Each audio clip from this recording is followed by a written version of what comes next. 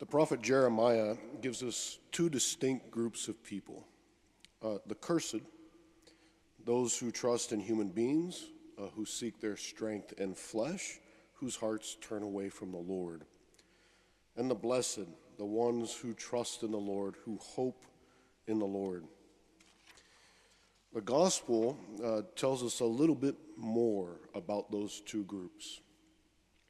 Blessed are you who are poor. Blessed are you who are now hungry. Blessed are you who are now weeping. Blessed are you when people hate you, exclude and insult you, and denounce your name as evil. But woe, cursed, are those who are rich, who are filled now, who laugh now. Cursed are those when everyone speaks well of them. It doesn't seem to me immediately apparent why that should be the case. If we think as the world thinks, such utter nonsense has never been spoken. When was the last time you prayed to God, "Oh God, why did you give me so much money? Would that I were poorer than I am now.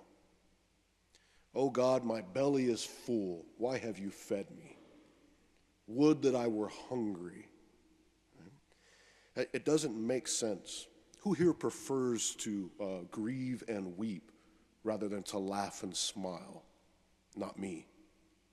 Who wants people to mock and insult them, exclude and denounce them? Wouldn't we rather have people speak well of us? So how do we grasp what's being spoken about then? Well,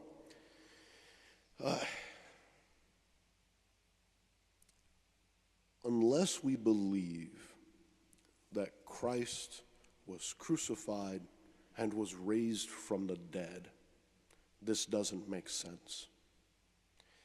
If we've put all of our hope, all of our trust in being comfortable in this life, if this is all that there is, then something like what our gospel tells us is utter nonsense.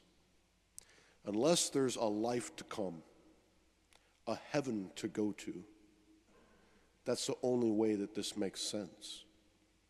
Blessed are those who hope in the Lord, because Christ has been raised from the dead.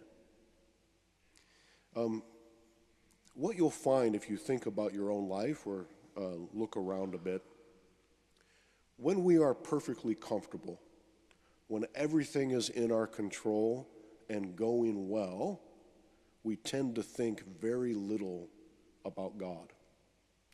It's when my life goes off the track, when I've made an utter mess of it, or it's spiraling out of control, that's when I find myself in my deepest moments of prayers. Usually, God, help me get out of the mess that I made for myself. That's when we turn to the Lord. We have an example in the Old Testament. King Solomon, the great wise man, renowned all throughout the Middle East for his wisdom. And because of his wisdom, also ended up with riches and power and wives. And that led to his undoing. This was the man who built the first temple. And 300 wives wasn't enough for him. He needed 700 concubines also. He had wealth beyond imagining. And at the end of his life, he had started to worship false gods with those many wives that he had. There is a truth to when we are rich and comfortable, we pretty much are able to convince ourselves that we got this. Lord, you can go ahead and take a break. I've pretty much got this covered. I can do it for myself. There's something in being poor, in being hungry, that leaves you longing for something more. It is sometimes hard to convince someone who has it all together, has all the good things of this world, that they need Jesus and they need him desperately. It was very easy to convince those who are brokenhearted, those who struggle with addictions, those who think of themselves very lowly, that they need the Lord. They know it. They may not be able to overcome their struggles. They may not be able to give up their sins, but they are convinced in a deep part of themselves that they need something more, that the only thing that makes sense of the difficulties and the trials of this world is that there would be something more, something else to come. As Americans, we have better access to food than probably anyone in the world, and certainly anyone that came before our time. How often do we throw food away or even let food go bad? Because I don't feel like eating that today. I'd rather have something else. The poor are the ones who know how to be grateful for what little that they receive. Perhaps even Brussels sprouts, but that might be stretching it a bit. It's when our focus is no longer on the things of this world that there's a greater space in our life for the things of God. Simplicity of life. Now, this isn't to say that we're bad or we're sinners just for having things, as long as we don't think of our things as the most important things. The most important thing in our life is, first of all, God. God above all. And then family and those around us. That's where our focus belongs. If we have things, we use them, but they shouldn't become the most important focus of our lives. Anyone who's run a business knows that in order to be successful, you have to constantly be on top of your business. You put so much of your time and energy into it. Very often, when you finally get to the place where you know you've been successful, you realize that your job has robbed you of time spent with your family for the other things in life, right? Isn't that why we retire? So we can stop working and enjoy the fruits of our labor? So if we could reorder the way that we think, I'm not saying don't be successful.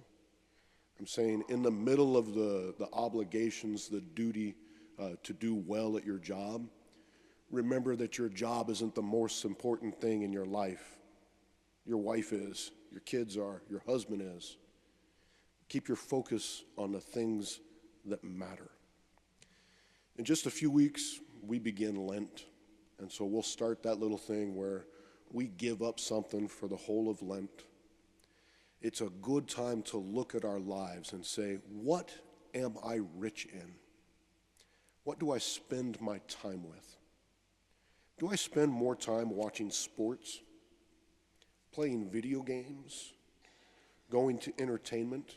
Do I spend more time doing those things than in that vital intimacy of prayer with the Lord? Am I poor in the things of this world so that I might be rich in the things of God? When we're full, when our tummies don't ache, sometimes we don't long for the better things. We're satiated. We don't need anything more. Am I hungry for that encounter with God? Am I starving for the things that bring me to heaven? That's why we detach ourselves from the things of this world and give those little things up in Lent that are legitimate things so that we might learn that hunger to be with the Lord. All of this is nonsense unless, like St. Paul, we believe that Jesus was raised from the dead. I know that the things of this world don't last. The new car becomes a used car. The new house becomes a used house that needs maintenance. None of these things can ultimately satisfy me because they pass. They don't last. Your job will go away. People will forget how good you were at it. You will lose your fame. You will fade off into obscurity. But if we have Jesus, we don't need anything else. We have what lasts for all of eternity.